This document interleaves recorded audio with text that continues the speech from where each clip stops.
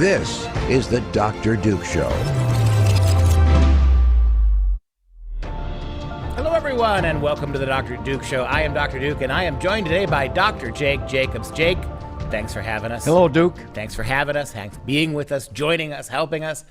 And it's good to have you back from your long, carefree retirement days in Arizona. It's nice that you don't have to work for a living like the rest of us, Jake. I'm pale just like you are. I don't have a tan. Yeah, you do actually. Yeah. That's the joy of retirement, I suppose. And speaking of the state of you, we were talking before the show, Jake, about whether or not Social Security is going to be here for us or for how many generations. Our producer's a little bit younger, and he doesn't believe it's going to be there. And you get crazy stuff like this. So Joe Biden is a man baby, right? He's a senile man baby. But he was recently asked by the press, quote, about McCarthy's spending cuts. The Republicans, who have a slight lead in the Congress, they're trying to rein in some of this spending. And you and I both know, right? What the Republicans are trying to do is largely symbolic. Yeah. None of these things are going to change anything, right? And by the way, we also know with baseline budgeting, it's actually a decrease in the increase. Yes. It's right. It's all it is. It's minuscule. Yes. The very little the Republicans are trying to do are meaningless because, as you said, we're just, if they get their way, and they most likely won't, right. You are just lowering a little bit how much of a raise they get. Exactly. So, but what's really important about this story that you picked, Jake, is that how petulant the president is. We know, if those of us who are patriots who understand the Constitution, the president doesn't have the right to raise any debt ceiling. It's not his job. And so when he was asked about the Republicans trying to rein in some of the spending, he was very petulant and childish. Mike, is that like flatulent? Yeah, flatulent too, right? Smells like chocolate chip ice cream, I'm sure. Go ahead and show the video, Mike. Speaker McCarthy said that he asked you numerous times if there was anywhere in the federal budget for cuts, but he did not get an answer. So is there... I got a specific answer. Got a specific answer again today. Which is what? The first, well, you didn't listen either, so why should I even answer the question? We cut the deficit by $160 billion, B-I-L-L-I-O-N, dollars on the Medicare deal. We cut the deficit by raising the tax on people making 55 corporations that made $40 billion to 15%, and the list goes on. Yeah, Jake, you lost your I'm lunch sorry. there. Go ahead. I'm sorry, but Go ahead. that was just an outright, blatant lie. And what's bizarre about this is he goes, we really cut, and we saved money. And then in the meantime, the Republicans want to decrease the increase, and they're horrible fascist, draconian fascists because they want to actually decrease the increase. This is bizarre. Yeah, and that's the point. The point you make is the right point. They didn't cut Democrats' spending. They raised it by about $1.7 trillion. They did none of what they said they just did. Meanwhile, they're making fun of they're attacking the Republicans for pretending to try to do what Biden didn't do, which make it looks like we're cutting a little bit back on the raises these organizations were going to get. It's all kabuki, Jake, from top to bottom and across the spectrum. Yeah. And when you put the reality of that alongside his attitude here, why should I even answer you? This is the federal, the kingdom of the imperial presidency, right? The Prince Regent has spoken. I don't have to answer you. Why are you bothering me? Yeah. The very few times where the press actually even asks him, don't you have some accountability vis-a-vis spending?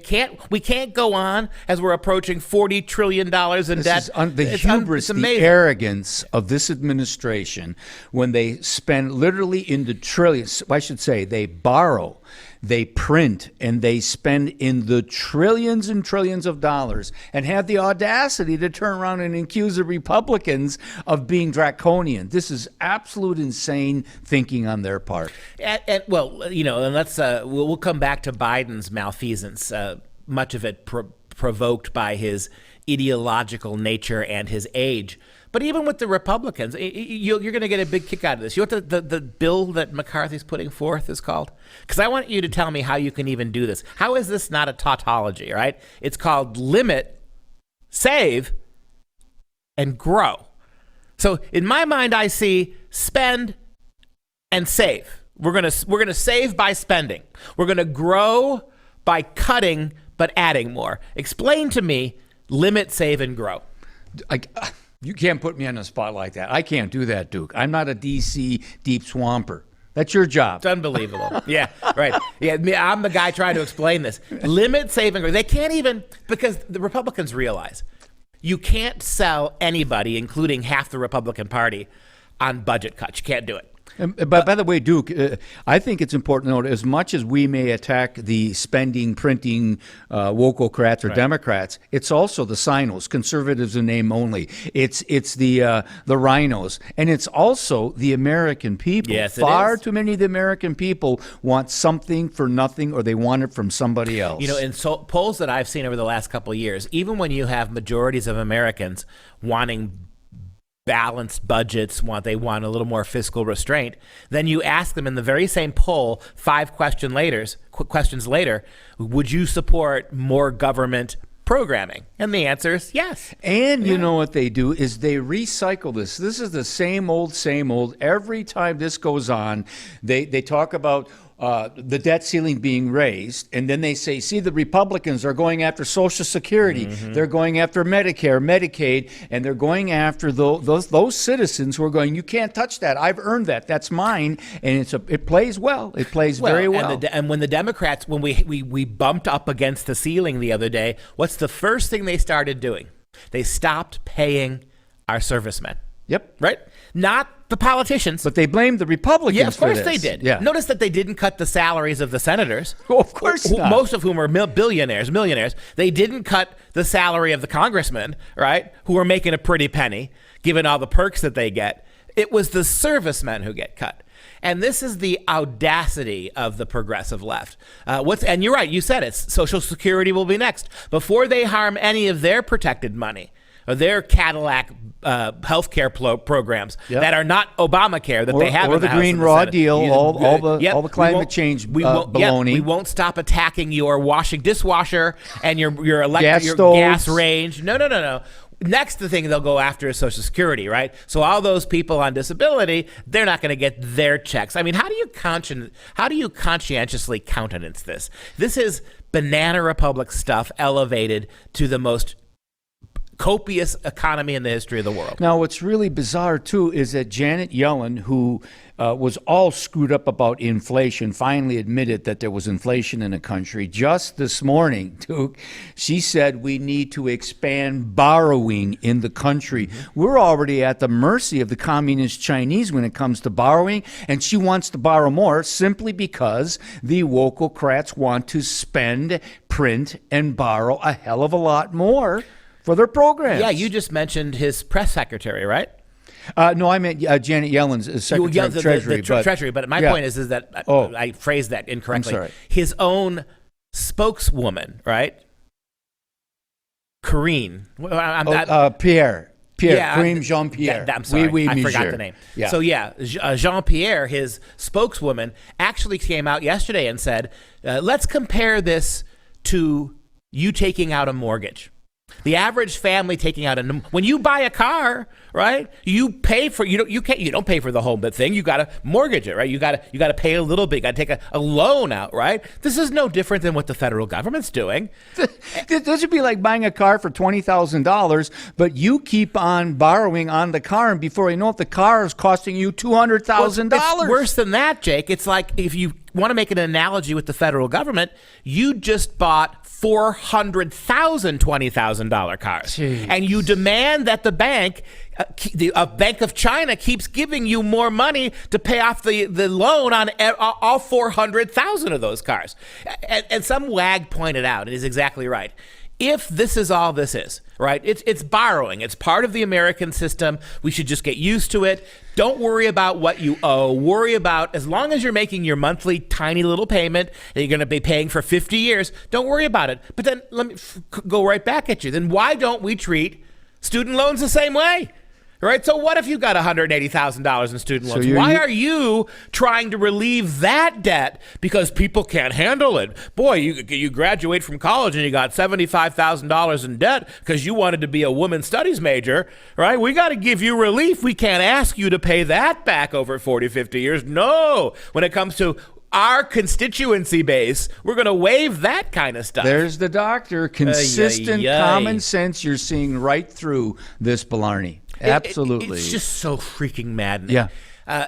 And this is why everybody says to me all the time, and you get a little of this too, Jake. Yeah. Oh, you guys, you got to start being optimistic. You got to give us something to be cheery about. You can't end your show on these kinds of things every day. Well, please, you're well read and versed in this. What signs, what indices do you see that are pointing in the right direction for us as a culture? I'll tell you, I'm usually optimistic. I know you are. But Duke, I'm telling you right now, the swamp gets deeper and wider every day on 1,000 different, from the border to the corruption in the Biden crime syndicate family, FBI withholding evidence. You and I could sit here and list item upon item upon item of corruption and deception that's happening in Washington, D.C. as you and I speak.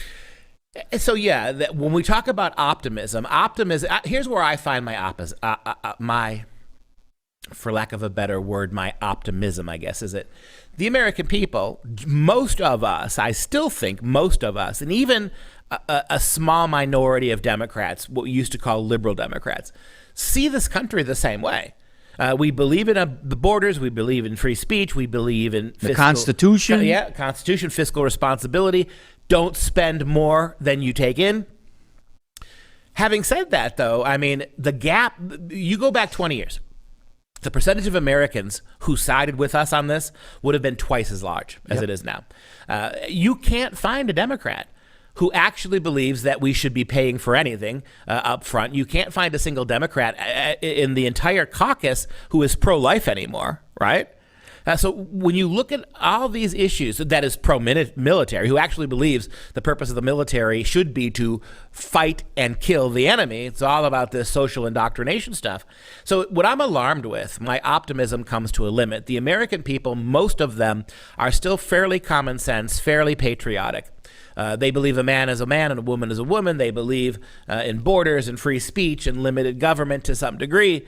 But boy, how fast is that eroding away? There's an exponential factor here, Duke, that if you would have told me this, when I wrote my book, Mobocracy, The Culture and Political War to Destroy a Republic Under God, that was 11 years ago. I never would have predicted then where we are now. And if this continues, the precipice is right here. So we're going to take a short break, and on the other side, we're going to come back and we're going to talk about a Democrat representative who's saying what we're saying to Joe Biden. So still to come, the crisis at the border has gotten bad under Joe Biden's administration, much, much worse. And as I said, the Democrats are coming for. Some of them are talking the talk. Will they ever walk the walk? We'll see afterwards. Today's episode is brought to you by FreedomProject Academy. Take back your kids' education. FPA's fully accredited classical curriculum provides live, on-demand, and homeschool courses built on Judeo-Christian values. Request your information packet and save 10% on tuition by visiting freedomforschool.com. That's freedom, F-O-R, school.com.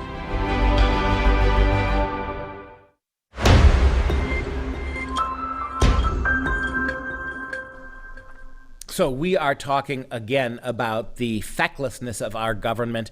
It's getting pretty bad that even some otherwise redoubtable progressive Democrats are starting to speak a little bit about the crisis on our border. Just today, Mayorkas was filmed talking about how there is no crisis at the border. We do not have an emergency, that all's hunky-dory. I mean, talk about gaslighting with Cardona. It's interesting, isn't it?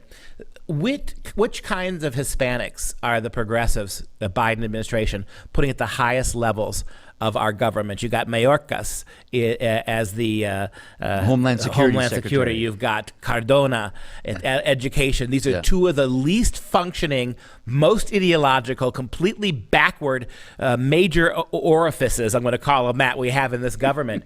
But you have people also like Democrat Representative Cuellar, He's from where you just were, right down on the border. He's Texas, Yeah, but I was in the Texas. border of Right. Arizona. Yeah, you're right. Talk about what he had to say to Biden. Cuellar, he's right in the heart of the Rio Grande Valley, and he has seen literally in the last couple of years, well, since January 20th of 2021, millions and millions of illegal aliens surging, to quote Joe Biden, surging into Texas, all across, in Arizona, in New Mexico, California. And he's profoundly concerned because they don't have the wherewithal, the infrastructure to be able to take care of the people that are inundating his district. And by the way, it's a quick side note that the progressive mayor of New York, Eric Adams, is absolutely apoplectic, going crazy, saying, Joe Biden, what are you doing down there? We can't take this up here. When Abbott and DeSantis in Florida called their bluff, and remember they sent them to the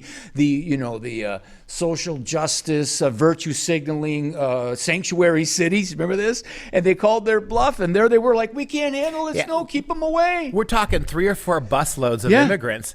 And you would think Manhattan was frozen in rectus of fear, right? Same thing in all these liberal sanctuary cities. It's easy to be a sanctuary city when you're 2,000 miles away from the border. And the other thing is that the liberals should be really angry because all these Midwestern, East Coast, West Coast, Democrat-controlled cities, now the Biden administration is taking these immigrants, dumping them on planes and flying them and dropping off in these cities. Chicago, now. Philadelphia, Washington, Los D.C., Angeles, L.A. Absolutely. Martha's Vineyard. Boston, you got it. So this Cuellar's comments come from Fox News Sunday when he was being introduced and interviewed by host Shannon Bream. And she brought up that Title 42 is about to expire. And surely, he said, we are seeing people coming in the border. The border is open, Cuellar said. There are some policies that, in my opinion, should have been implemented some years ago. So even that, here's a guy willing to stand up to Biden a little bit, but there's just some policies here and there, a little tweak here, a little tweak there, i.e., keep them in Texas. Don't bring them don't send them to the big liberal cities across the country. Dallas needs them, but not San Antonio, right, Jake? Exactly. Hey, Austin doesn't really need them. No, I think, do we have film footage of, not Cuellar, but Mayorkas talking about we got we have Cuellar? Yeah, let's look at okay. Cuellar. Let's start with Cuellar. And if you look at the last 2 years, yes, you've had over 4.3 million individuals that have been encountered by Border Patrol. That doesn't even include the getaways. So far, as of Friday, we had about a 2% increase. At the same time, we've had over, I think it's about 1.2 million individuals so far, and the fiscal year is still not over. So people are coming in, and again, I go back. You got to make that decision at the border, because if you don't make that decision at the border, they're going to come in either taxpayers' dollars like Governor Abbott is doing, or they're going to be flying in or going through other buses. They're going to come into the interior. And once they come into the interior, and let me talk about New York, there's about 10 cities where most of these migrants are going. New York is number 1. And when they give those notice to report, that is to ICE, not before an immigration court. In New York City, it's going to be till 2033. 2033. I mean, that's 10 years just unsustainable. before they even go to a judge. So, lo and behold, the Biden plan is you have to self-report, but you don't have to do it for a decade. So you can be here illegally, and you don't have to do a single thing other than 10 years from now, and I will bet you everything I own and all what's left of Social Security that I would not get anyway, that not 1 in 100, not 1 in 1,000 of those immigrants 10 years from now are going to go report themselves. Well, of course not. I used to call it the bumbling Biden administration. No. This is an explicit, specific part of their Adios America agenda. Right. There's no doubt in my mind. They're not bumbling. That from day one, from January 20th, 2021, this was a part of their plan. You think it's a coincidence he declared surge and they were wearing Biden let us in t-shirts and the president of Mexico was cheering them on and telling them to vote for the Democratic Party? None of this is a coincidence. It's not bumbling. It's a part of their agenda. If you're coordinated enough and wealthy enough to have immediate on the spot Biden t-shirts, right? Let's surge, let us in. These are not refugees, Jake. No. And 4.5 million, and you know that number is small. And with the getaway, It's you're bigger. talking well over 6 million. And by the way, like 40+% of them aren't even Latinos. They're from Asia. They're from Middle East. They're from Europe. And even on FBI terrorist list, there's a growing number. The Chinese nationalist has exploded to 900% in the last year and a half. Well, one of the things that Mayorkas said that made national news, he basically implied that the rights of American citizens were subordinated to the rights of immigrants. Why? Why, Jake? Because America's a country of immigrants. So you made it in. Your parents got here 150 years ago. Well, that's fine. But now the priority is not you. It's not what you own or what you're going to pay. It's not your rights. It's not the Constitution. It's the fact that it's time for a whole new country full of immigrants who don't look like you to come in. They take precedence over you because, you're just an American citizen. This is an insult to our Constitution. It's an insult to the citizens of the United States of America. And we have another clip from Cuellar going on with how bad this actually is. Go ahead, Mike. Here's what the Border Patrol Union tweeted out. Don't believe anything the White House says. The last 10 days, 7,700 arrests per day. Title 42 hasn't ended yet, and it's going to get worse. 700% increase over normal day during Obama and Trump administrations. We have lying propagandists running this country in DHS right now. Who is telling the truth, Congressman? Certainly we're seeing people coming in, the borders open. There are some policies that, in my opinion, should have been implemented some years ago. We need to have a very simple thing at the border, repercussions. That is, people that are supposed to stay here should be able to stay under the law. And if they have to be returned, they have to be returned quickly. You got to have some repercussions, because if you don't have repercussions at the border, people are going to see the border as a speed bump, and they'll be coming in at this time. So we got to have repercussions. Notice he just ignored the guy from the Border Patrol, right? We're no way a Democrat's going to be seen aligning with any opinion by the people who want to control this border. So this is completely milquetoast stuff. And further, you want immediately ramifications, right? So right at the border, when you got hundreds and hundreds and hundreds of thousands surging right across, that at that moment, you have to drop everything you're doing and decide who gets to stay and who gets to go. What kind of fairy tale wonderland does this guy live in?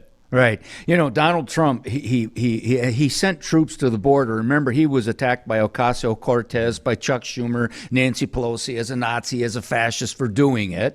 In the meantime, Biden sends National Guard troops down there. And you and I both know their job isn't to stop the surge. Their job is to become bureaucrats who help assimilate these illegals into the country.